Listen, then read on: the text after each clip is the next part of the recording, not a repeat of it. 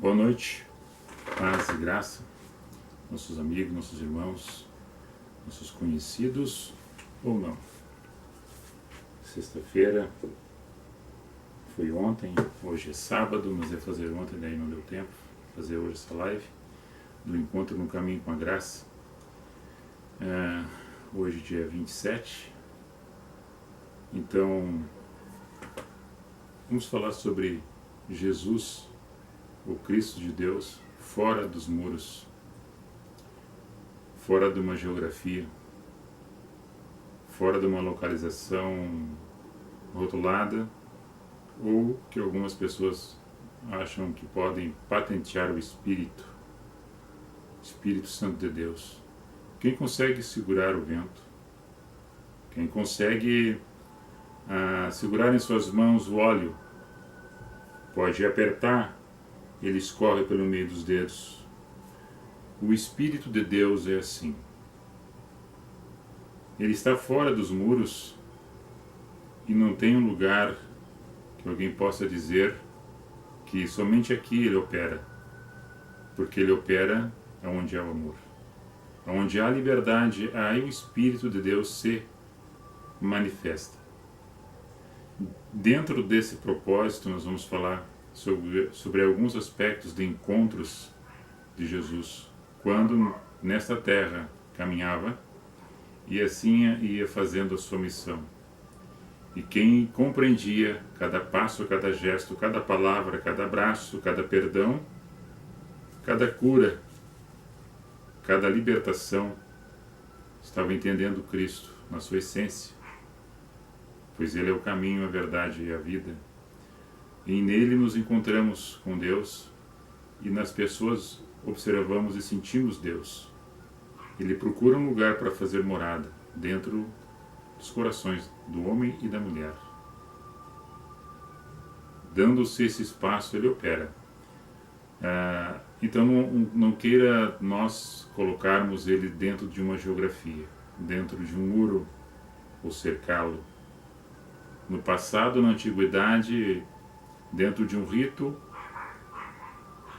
se propagava no sentido de fazer uma arca e colocar o pão da preposição, o cajado de Arão e as tábuas da lei.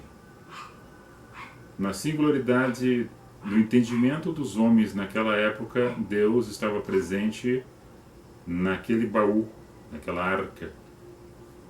E quando os filisteus, sabendo deste entendimento que eles tinham referente a Deus, os filisteus sendo seus adversários nas batalhas, roubavam a arca e o povo ficava enfraquecido, pois ele imaginava que a presença de Deus estava somente dentro de uma caixa.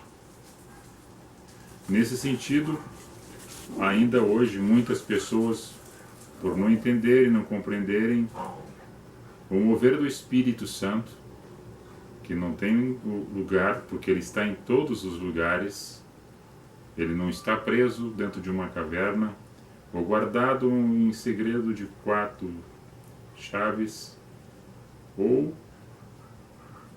rotulado, patenteado por uma organização religiosa. Ele opera no coração do homem e da mulher, indiferente de sua idade. Porque da idade cronológica que nós, homens, pessoas, possuímos, o Deus Eu Sou, Ele é eterno. A sua identidade conosco se baseia no entendimento espiritual.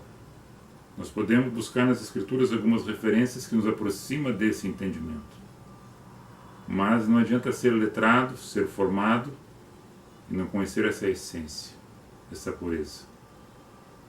E aqui quem fala não é uma pessoa santa e não estou trazendo um novo mandamento.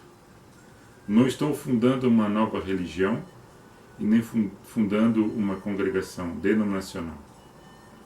Nosso objetivo no encontro no caminho com a graça é de trazer uma reflexão para que possamos abrir tanto a mente como o coração e aprendermos uns com os outros, pacificarmos a nossa caminhada e colocarmos-nos na situação do outro, para que possamos assim experimentar as dores e as alegrias, as tristezas, as derrotas e as vitórias, as atitudes que cada um possa fazer, porque toda ação tem uma reação.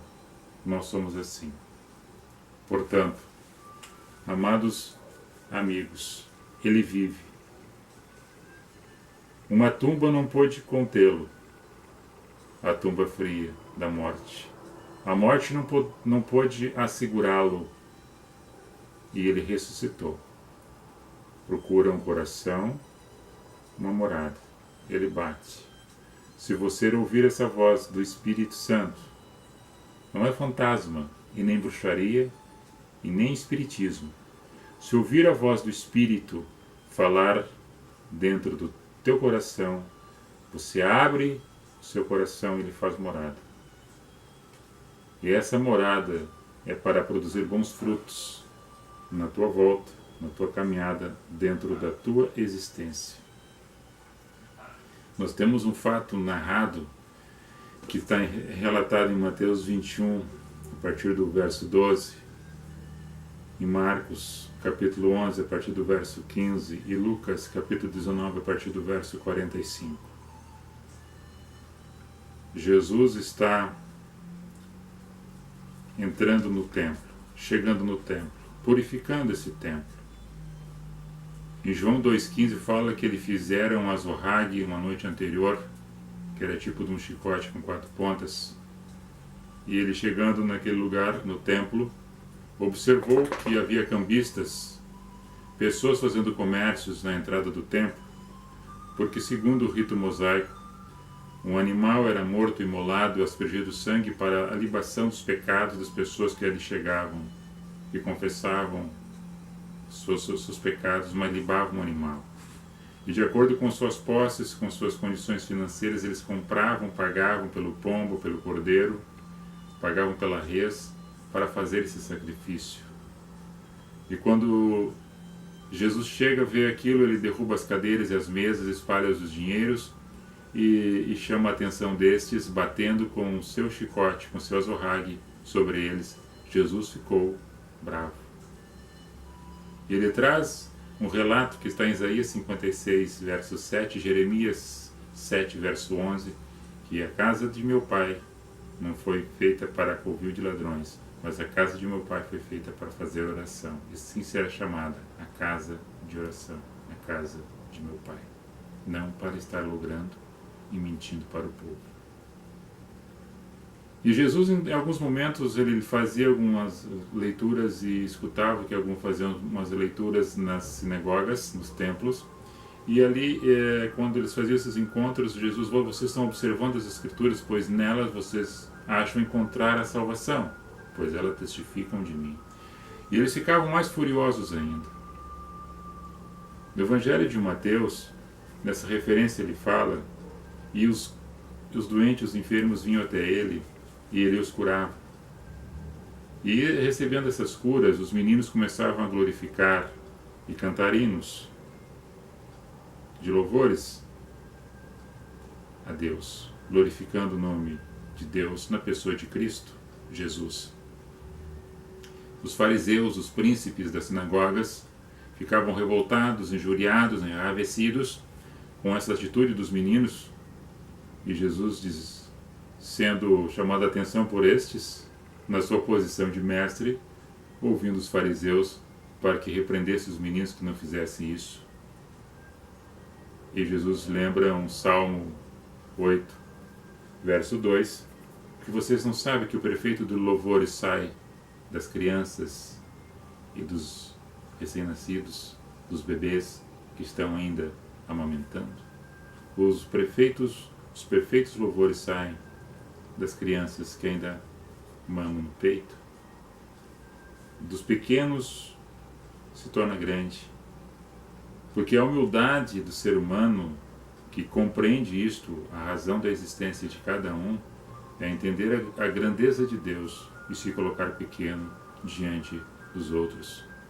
E engrandecido é no momento oportuno, de acordo com a sua caminhada, com a sua projeção, daquilo que é natural que aconteça, mesmo que haja as adversidades, os problemas enfrentados e as pessoas com inveja, com trapaça e que tentam boicotar as tuas atividades, o teu trabalho e até mesmo as tuas palavras, mudando ela, dizendo coisas que você não disse e dizendo coisas que você não fez, tentando te difamar. Pois quem você é e quem somos nós para dizer por que me acontece isso ou acontece assado, se com Cristo Jesus, se assim você crê e você diz que é cristão, crendo que Jesus padeceu, para que nós não precisássemos fazer sacrifícios de tolos, estar imolando animais, aspergindo sangue, porque o seu sangue já foi derramado uma vez só, e se nós estivéssemos querendo fazer alguma coisa para tentar justificar aquilo que já fomos justificados pela morte de cruz e sua ressurreição, nós estaríamos anulando a morte de cruz. E se nós anulássemos ou tentássemos fazer isso, isso não acontece, mas dentro do nossa mente, da nossa maneira de agir, nós não correspondemos com a fé a qual nós falamos que somos cristãos. Estamos contrariando a verdade que está em Cristo. Amados, que entendam que fora dos muros de Jesus, e nós poderíamos falar de uma passagem que está em Marcos capítulo 5, Mateus capítulo 8 e Lucas capítulo 8 também. Mateus fala que havia 2 endemoniados. Lucas e Marcos falam que um era Gerazenos. Mateus fala que era Gadareno, na cidade de Gadara. Entendimento de um e de outro, a essência da verdade está nos evangelhos, referente a qualquer escrito que ali se relata. A interpretação, talvez, dos escritores dos evangelhos é porque talvez a cidade não fosse Gadara, mas o que estava ali era de lá, então era Gerazeno. O natural de Gadara era Gerazeno, um gadareno. O fato é que Jesus está atravessando o mar da Galileia. E relata-se que houve uma tempestade e Jesus descansava. Os discípulos ficam atordoados. Como pode dormir sabendo que nós vamos perecer? E quando o acordam, e Jesus chama a atenção deles que vocês têm pouca fé. Eu estou com vocês, eu estou no barco. Jesus está no barco. E vocês têm muita pouca fé. E Jesus diz para o mar acalmar-se, para o vento aquietar-se. E eles ficam de boca aberta mais uma vez, quando observam que tudo fica em bonança, ou seja, acalma tudo. Para a tempestade, para os ventos, e o mar fica sereno. E eles se admiram. Quem é este que até o mar e os ventos e a natureza em si obedecem à sua voz? E chegando do outro lado da margem, lá tinha um que há muitos anos estava como endemoniado, e realmente estava cheio de espíritos imundos, uma pessoa que era acorrentada e até morava nos sepulcros, muitas vezes sempre sem roupa. Ninguém poderia segurá-lo. A sua família já não aceitava mais e nem morava com ninguém. Era uma pessoa oprimida, uma pessoa possessa. Mas chegou Jesus naquele lugar, e chegou na vida daquele homem, daquela criatura, de tal ponto que o próprio demônio fala pela boca dele, dizendo que eu tenho contigo, Jesus de Nazaré. E pede para que fosse expulso, porque era uma legião de demônios, e fosse para uma manada de porcos, de tal forma que seja assim feita. E Jesus expulsa os demônios e vão para a manada de porcos, e os animais se precipitam no mar. Eu não quero falar de geografia, de distância que estavam do mar e de que altura era o penhasco. Isso não me importa. O fato é que aconteceu conforme está relatado, e Jesus chegou, limpou, purificou o templo e limpou o gadareno. A mensagem é: Jesus andava à margem do mar da Galileia. Jesus chamou os discípulos que estavam pescando próximo a esse mar. Jesus faz os milagres, os acontecimentos, os encontros fora dos muros. Jesus não está preso num lugar chamado de um muro trancafiado, que eles tinham que estar ali fazendo o rito da religião. Jesus caminhava de um lado para o outro e algumas pessoas se aproximavam dele. Quando a viúva de Naim vem, caminhando, chorando, com seu único filho, Jesus estava com os discípulos, mas algumas pessoas alegres. E há um encontro de pessoas fora dos muros. Uma que levava para o sepulcro o seu único filho. E Jesus vinha com seus discípulos alegres por já ter recebido várias bênçãos juntamente com outras pessoas. Há um choque. E Jesus transforma o choro daquela viúva em alegria. E toca no esquife e o menino senta e pede algo para comer. Isso é Jesus fora dos muros. Jesus caminhando nos lugares, se encontrando com aquela que seria apedrejada. Ela está perto de um muro.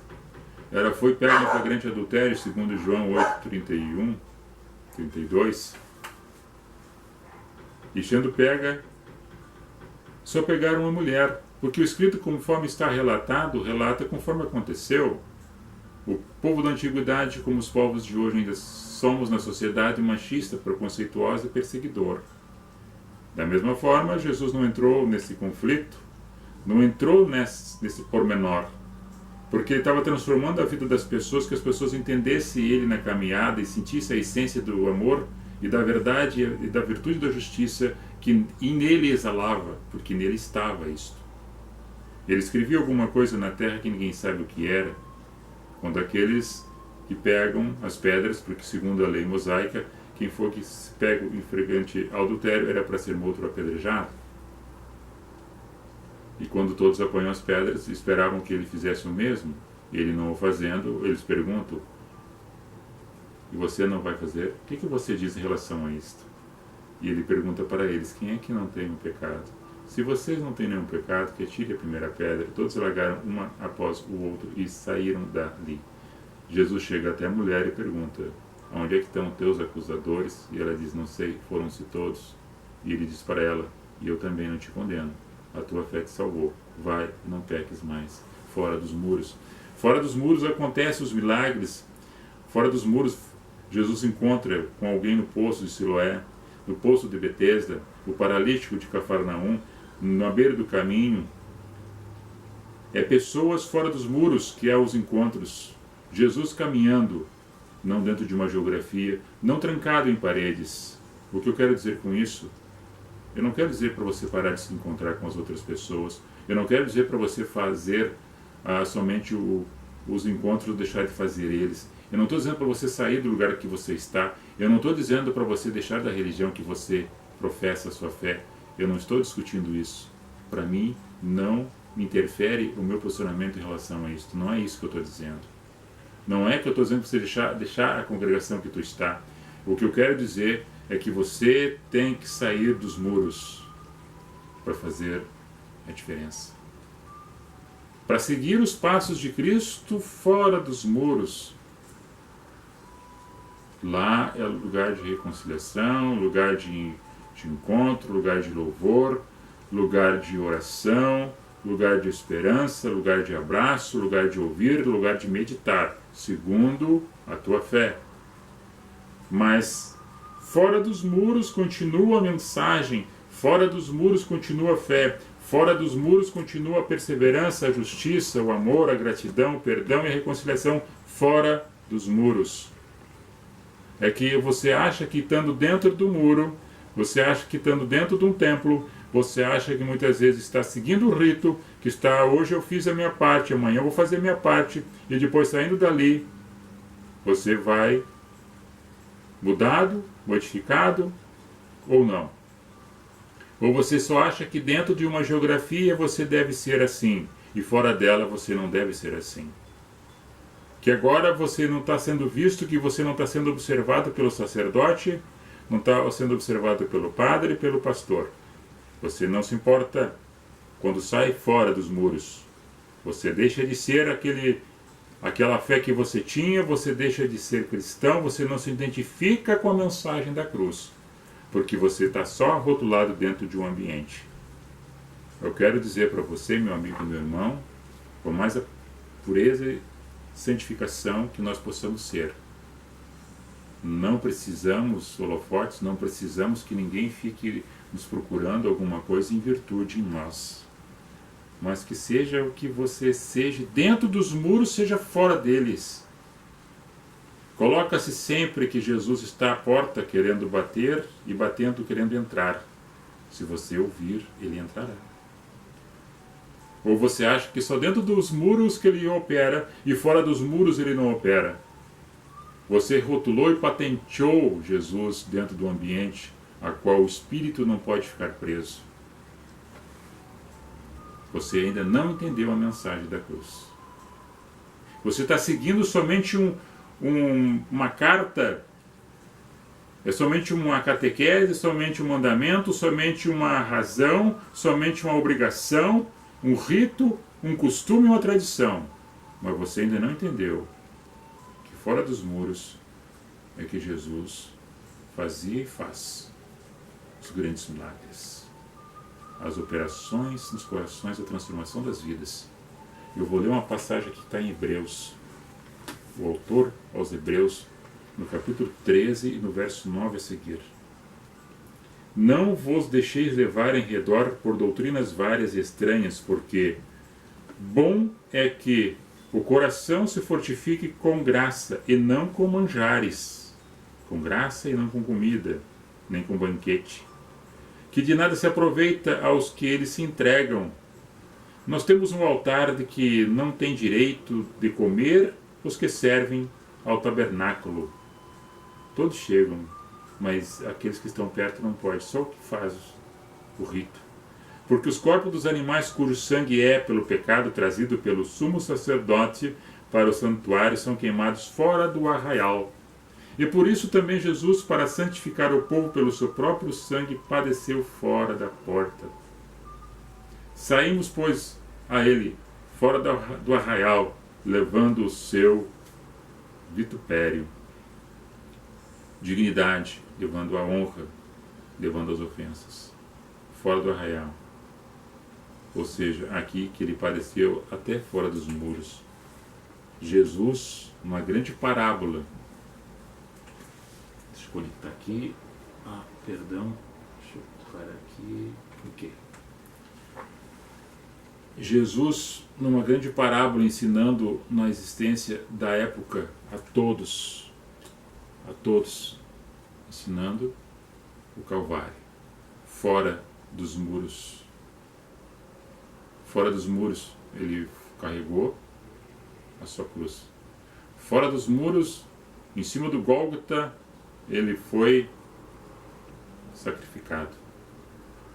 Fora dos muros, ele foi crucificado e levantado no madeiro. Fora dos muros. E quando tentaram trancafiá-lo, achando que ali estaria aquele corpo inerte, morto, trancado com uma pedra dentro de uma tumba de uma caverna, passado o terceiro dia, conforme anunciara pelos profetas, e ele já dizia antes para os discípulos, que em 3 dias seria erguido o grande templo. O grande templo era ele, e é ele. O grande templo é a pedra de esquina rejeitada pela humanidade, a pedra de tropeço. É aquela pedra onde cai por cima, nada sobra, se esmiuça. É aquela pedra que embaixo encontra, também se esfarela. Essa grande pedra de esquina, rejeitada pela humanidade, é Jesus. Esse é o grande templo. Agora que nós possamos entender dessa mensagem, que olhando para essa pedra de esquina, que bitola a minha e a tua vida, se assim você crê, se assim você professa, não precisa ser fanático, não precisa fazer grandes coisas, mas simplesmente naquilo que você é, dentro da humildade daquilo que você é, naquela capacidade que foi lhe dada pelo grande Eu Sou, o Espírito de Deus na tua vida, que toca no teu coração e na tua alma, que você possa fazer a diferença onde você está, principalmente dentro da tua casa, que é um ambiente santo, e fora dele, aonde você for santificado, assim seja, pela pureza. Amados, Queridos irmãos, nós temos visto e observado que as pessoas não entenderam ainda do porquê dos problemas ocasionados pelo seu comportamento. Pelo comportamento humano, as pessoas têm se vendido, se trocado, ou comprado e se corrompido, por lugares e por vaidade, por governos e desgovernos, por ocupar cargos ou querer almejar algo, para conquistar e para manipular, para enriquecer e para manter os seus súditos à sua volta, pela ganância e por tudo aquilo que não presta, que está no coração do homem e da mulher. Mas agora você e eu, nós, possamos entender e lavado, regenerado nesse sangue de Cristo na cruz, que você acha que não pode, que não entende, que não compreende. Se colocar na situação da outra pessoa, não querendo o mal para você, você não pode querer o mal para a outra pessoa, você desejando bem para você, desejando bem para a outra pessoa, dentro de uma singularidade do amor, do respeito, da harmonia, da santificação e da justificação, pela graça alcançada, de entender a mensagem da cruz, saindo fora dos muros. Como Zaqueu, que estava no caminho, encontrando com Jesus, o pequeno Zaqueu. Como Nicodemos, aquele que se encontra com Jesus também. Tudo isto nos ambientes, acontecendo fora dos muros. Os grandes encontros, as grandes curas e milagres nas pessoas. Agora, o grande milagre que eu me refiro, amigos, irmãos em Cristo, é a transformação, a regeneração do entendimento pela pureza da verdade. Agora, isso quer dizer que você seja tolo, você seja bobo, você seja um tanso, como diz o palavreado gaúcho, um boió, um coió, que você vai ser sempre o bonzinho, as pessoas sempre achando que você tem que baixar a cabeça, baixar a riste, a dizer sim para tudo o que está acontecendo, e no momento que você fala não, ou no momento que você coloca o seu posicionamento com firmeza, acham que você está sendo contra o comportamento dela, e porque achando que sempre tudo que se faz vai ser sempre aceito. No momento que você faz a diferença, que você se levanta com justiça e com equidade, com reverência a Deus, respeitando o semelhante, coloca o teu posicionamento. As pessoas pensam, mas eu não esperava isso de ti, achando que você, por entender um pouco da palavra e falar da essência do amor, e tentar, de todas as formas que acontecem no meio da sociedade, não ser corrupto e não se corromper, e não deixar se corromper, tu não aceitar certas coisas, dizer não e corrigir algumas coisas, aí você não presta mais, porque tinha que sempre baixar a cabeça e dizer sim, aceitando tudo. A justiça, ela é imparcial. A justiça, ela não olha a cor, não olha a posição social e nem parentesco. Não tem caso de nepotismo nem tapinha nas costas. A justiça, ela é cega. A justiça.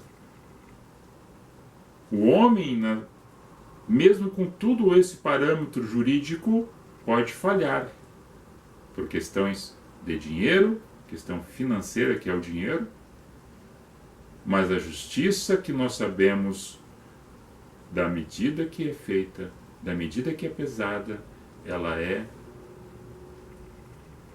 do ângulo do fiel da balança, que se coloca no mesmo nível, tanto um como o outro, porque a justiça é para todos. E nós erramos muitas vezes no sentido de querer somente o bom para nós, e o resto para os outros não interessa se vai acontecer de bom ou de ruim. e ficam se degladiando, muitas pessoas se degladiando, porque são manipuladas por aqueles que estão no poder e querendo permanecer no poder, fazem de tudo para que isso aconteça. Fora dos muros, os fariseus, os doutores da lei, Jesus os chamou de hipócritas, porque eram falsos. Dentro dos lugares, dos ambientes, eram santos. Os sacerdotes levavam para a pedra para que aceitasse Deus o perdão dos pecados daqueles que estavam de fora. Mas só quem podia entrar era o sacerdote, que não podia ter mancha, não podia ser curvado, não podia ter nariz grande, não podia ter uma ferida, não podia ter doença. Era o santarrão. Era só ele que entrava. E os outros lá de fora.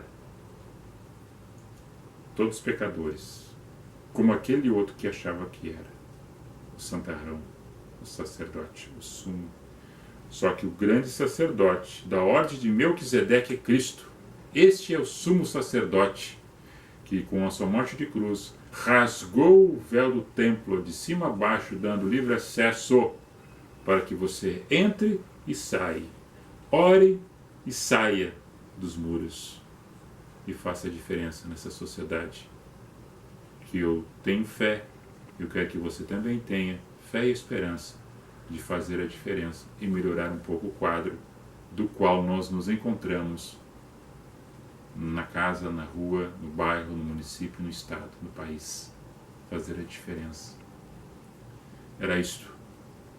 Deus abençoe a você, a mim, a nós todos.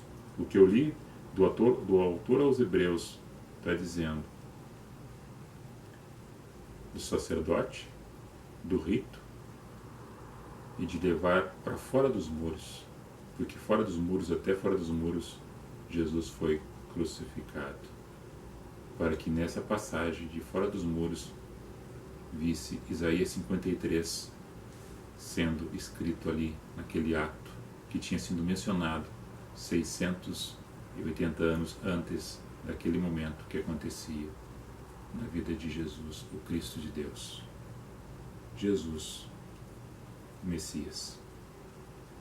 Deus abençoe vocês, a nós todos. Vou ler aqui quem nos acompanha. Então, um abraço, um beijo no coração de cada um aqui que está conosco. Vamos ver aqui.